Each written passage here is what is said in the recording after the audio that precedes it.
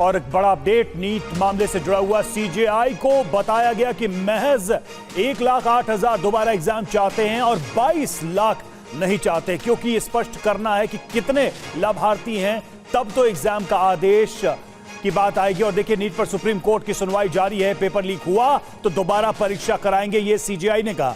ज्यादा छात्र दोबारा परीक्षा नहीं चाहते हैं, ये सॉलिसिटर जनरल ने कहा है कोर्ट में। और हमारे साथ 1,08,000 छात्र हैं, ये याचिकाकर्ता का कहना है, दोबारा एग्जाम कराने की मांग को लेकर।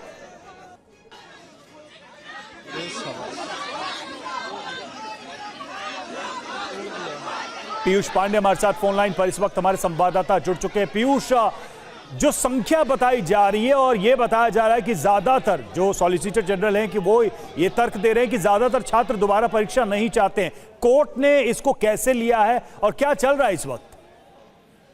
बिल्कुल, अभी देखिए, कोर्ट इस मामले पर याचिकाकर्ताओं और एसजी दोनों की जो दलील है उसको सुन रहा है। दरअसल याचिकाकर्ताओं का ये कहना है कि उनके साथ अभी तक हर एक प्लेटफॉर्म पर जो छात्र जुड़े हैं उनकी संख्या कुल 1,08,000 है और याचिका दाखिल करने वाले जो याचिकाकर्ता हैं वो अलग हैं। कुल यहाँ पर 32 याचिकाएं हैं जो याचिकाकर्ताओं की ओर से हैं और 6 याचिका एनटीए की तरफ से हैं। तो इस स्थिति में तब एसजी ने जवाब दिया कि इस मामले में 131 छात्र ऐसे हैं जो याचिका दाखिल करने वाले सुप्रीम कोर्ट में हैं, जो दोबारा परीक्षा देना चाहते हैं और वो 1,08,000 के तहत नहीं आते हैं, जबकि ऐसे 254 छात्र हैं जो आवेदन दायर करने वाले हैं, इंटरवेंशन एप्लीकेशन दायर करने वाले हैं, वो दोबारा परीक्षा नहीं चाहते हैं और वो भी 1,08,000 के अंतर्गत नहीं आते। यानी कि कोर्ट आने वालों की संख्या अलग है, जबकि जो बाहर से सपोर्ट है री एग्जाम को लेकर के वो याचिकाकर्ताओं की ओर से बताया गया कोर्ट में। और अब ये स्पष्टता लाई जा रही है कि आखिर याचिकाकर्ता कितने हैं। एक बात क्लियर करिए, इसमें एसजी की तरफ से ये कहा गया है मेजॉरिटी हिस्सा ये चाहता है कि परीक्षाएं दोबारा नहीं हो। बिल्कुल, देखिए, क्योंकि ये स्पष्ट अभी नहीं है और 24 लाख छात्र इस परीक्षा में बैठे थे, ऐसी स्थिति में जो छात्र याचिका दाखिल करने वाले हैं उनकी संख्या बहुत कम है और सभी प्लेटफॉर्म के जरिए याचिकाकर्ताओं ने जो अभी तक समर्थन प्राप्त किया है उनकी संख्या कुल 1,08,000 है। ऐसी स्थिति में अभी तक ये माना जा रहा है कि 22 लाख ऐसे हैं जिनका कोई संज्ञान नहीं लिया गया। तो मामला क्या मामला संख्या का है या फिर मिसकंडक्ट का है? जो आवेदन करता है उन्होंने आरोप लगाया कि एग्जाम सही से कंडक्ट नहीं हुआ, ये मामला बनेगा या संख्या मामला बनेगा? नहीं, देखिए, मिसकंडक्ट वाला जो इशू है वो है, लेकिन यहाँ पर चूंकि सीजीआई ने पहले ही स्पष्ट कर दिया था कि अगर बड़े पैमाने पर लीक हुआ होगा तो हम फिर एग्जाम का ऑर्डर करेंगे। तो याचिकाकर्ता यही स्पष्ट करने की कोशिश कर रहे हैं कि सीजीआई की ओर से जो कहा गया था सिर्फ वही काफी नहीं है, क्योंकि पूरी तरह से नीट ये स्पष्ट नहीं कर पाएगा कि आखिर कितने छात्र लाभार्थी थे जो पेपर लीक के मामले में उन्होंने पेपर हासिल किया, ऐसे कितने लाभार्थी थे, ये नीट स्पष्ट नहीं कर पाएगा। तो इस स्थिति में अभी तक 1,08,000 छात्र जो है जो याचिकाकर्ताओं के साथ हैं, जो ये चाहते हैं कि दोबारा से एग्जाम हो और एसजी उसी का काउंटर कर रहे हैं, यानी कि वो स्पष्ट कर रहे हैं कि नहीं, अभी 22 लाख छात्र ऐसे हैं जिनका जो रुख है वो स्पष्ट नहीं है। तो ऐसी स्थिति में कोई भी निर्णय नहीं लिया जा सकता और आगे सुप्रीम कोर्ट सुनवाई कर रहा है इस मामले में। ठीक है, एक बड़ी बात जो निकलकर सामने आई जिसमें याचिकाकर्ता हैं, जो पीयूष बता रहे हैं, याचिकाकर्ताओं ने ये, उनके जो वकील हैं उन्होंने ये बात कही है कि 1,08,000 छात्र ऐसे हैं जो हमारे साथ हैं और जजों ने फिर इसे कहा कि इसे स्पष्ट कैसे करेंगे। कुमार कुंदन हमारे साथ ज्यादा जानकारी के साथ जुड़े हैं। कुमार, बहुत वाजिब सवाल है जो कि जजों के जरिए पूछा गया है कि इस बात को स्पष्ट कैसे किया जाएगा कि कौन छात्र चाहते हैं और कौन छात्र नहीं चाहते हैं इस पूरे को री एग्जाम कराना नीट को।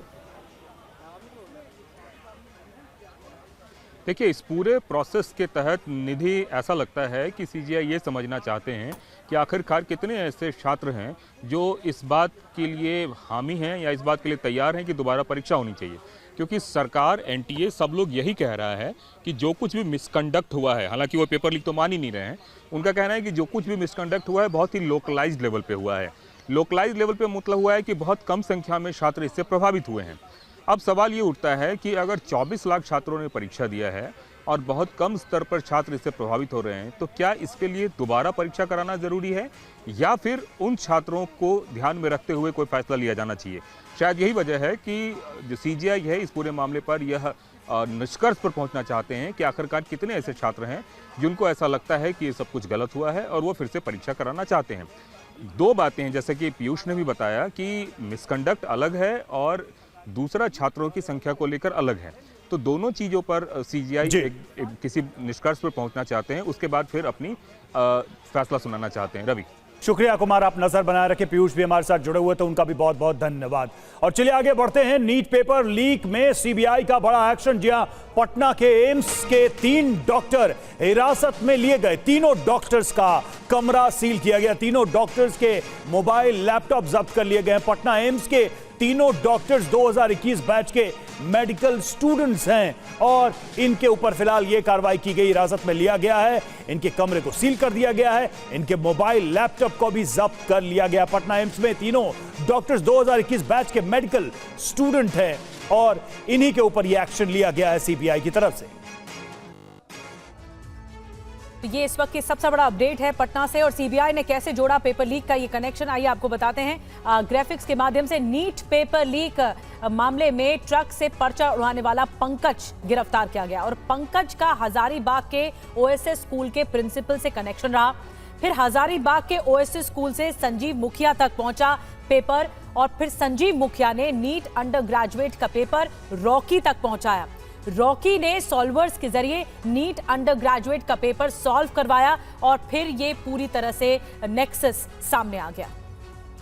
जितन शर्मा हमारे साथ इस वक्त जुड़े हुए हैं। जितन, सीबीआई लगातार अलग अलग तरीके से इस पूरे मामले की जांच कर रही है। पटना एम्स तक भी इसके तार पहुंच गए। क्या यह माना जाए कि एम्स में बैठे लोग भी इस पूरे नेटवर्क में शामिल हो सकते हैं या फिर यह शुरुआती जांच है जिसमें पटना एम्स दायरे में आया है? जी बिल्कुल, देखिए जो सीबीआई है वो अलग अलग एंगल पर मामले की तफ्तीश कर रही है। सबसे पहला एंगल ये कि आखिरकार जो नीट पेपर था वो कहां से लीक किया गया। हालांकि कल जिस पंकज सिंह की गिरफ्तारी की गई उसमें साफ तौर पर पता चला कि पंकज सिंह ने ही जो ट्रंक थे नीट, वहीं से नीट पेपर को हजारीबाग से चोरी किया और उसके बाद उसका जो साथी था राजू, उसने उस पर डिस्ट्रीब्यूट किया। साथ ही अब ये जो 3 लोग, जो 3 डॉक्टर बताए जा रहे हैं जिनको फिलहाल सीबीआई ने हिरासत में लेकर जिनसे पूछताछ कर रही है, पता चला है कि ये दरअसल सॉल्वर गैंग से जुड़े हुए, यानी कि इन्होंने ही पेपर को सॉल्व किया और बाकी जो आरोपी थे उन तक उनके आंसर शीट को पहुंचाया। तो फिलहाल सीबीआई का कहना है कि ना सिर्फ पेपर लीक करने वाले तक पहुंचा जा रहा है, किंगपिन तक पहुंचा जा रहा है, इसके अलावा किसने पेपर लीक किया और किन लोगों ने पेपर जो लीक हुआ था उसको खरीदा। तो अलग अलग एंगल पर सीबीआई अपनी तफ्तीश को आगे बढ़ा रही है। तो फिलहाल जो पंकज सिंह है, जो राजू है, जिनकी गिरफ्तारी कल लीक की गई थी, उन दोनों को रिमांड पर भेजा गया है सीबीआई की। और जाहिर सी बात है इनसे पूछताछ के दौरान, क्योंकि पंकज सिंह इस पूरे खेल का मास्टरमाइंड बताया जा रहा है, तो जाहिर सी बात है उससे पूछताछ के बाद अब कुछ और नए खुलासे इस पूरे मामले में हो सकते हैं। जी ठीक है, नजर बना के रखिए जितेंद्र, बहुत बड़ी जानकारी दे रहे हैं। और जो कनेक्शन है पटना एम्स से जुड़ा हुआ इसलिए भी क्योंकि 3 डॉक्टर्स को यहाँ से हिरासत में लिया गया, डिटेन किया गया है। शुक्रिया जितेंद्र आपका।